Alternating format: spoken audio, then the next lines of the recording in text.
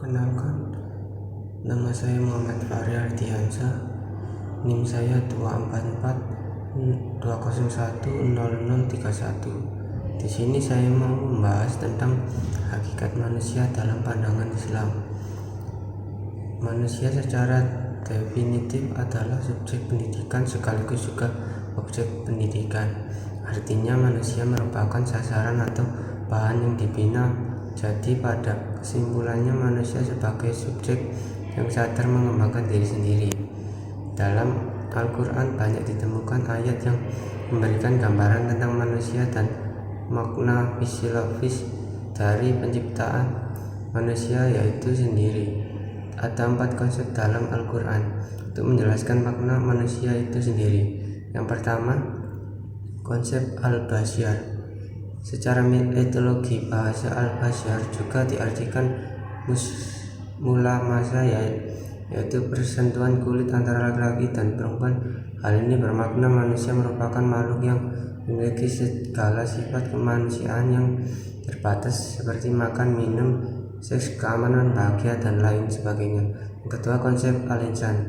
Al-lafadz insan berasal dari al-unus. Secara etologi, insan yang juga diartikan harmonis, lemah, lembut, tampak juga berasal dari akar kata naus yang mengandung arti pergerakan atau dinamis. Tiga, konsep an-nas. Kosakata an-nas dalam Al-Quran umumnya dihubungkan dengan fungsi manusia sebagai makhluk sosial. Manusia diciptakan makhluk bermasyarakat yang berawal laki-laki dan wanita, kemudian berkembang menjadi suku bangsa untuk saling kenal dan berinteraksi. Al-Quran menyatakan proses penciptaan manusia dalam 2 tahap yang berbeda, yaitu pertama disebut dengan tahapan primordial, kedua disebut tahapan biologi. Kedudukan manusia. Pertama, kedudukan manusia sebagai abdun hamdah. Kedudukan manusia di alam ini yang sering diangkat oleh para pakar adalah sebagai hamba yang harus beribadah kepada Allah Subhanahu wa Ta'ala.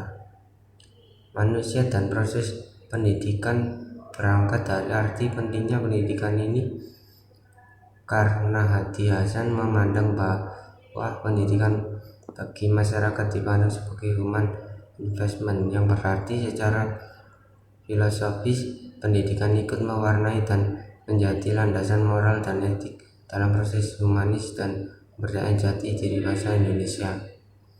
Manusia menurut filsafat pendidikan Islam. Filsafat pendidikan Islam dalam membahas tentang manusia sebenarnya ingin mencari inti, hakikat, esensi, akar atau struktur dasar yang melandasi kenyataan manusia, baik yang tampak pada gejala kehidupan sehari-hari, pada ilmiah, maupun yang terdapat di dalam data-data dan teori ilmiah manusia dalam proses perkembangan kepribadiannya, baik menuju pemberdayaan maupun proses kematangan dan integritas adalah objek pendidikan. Artinya mereka adalah sasaran atau bahan yang dibina.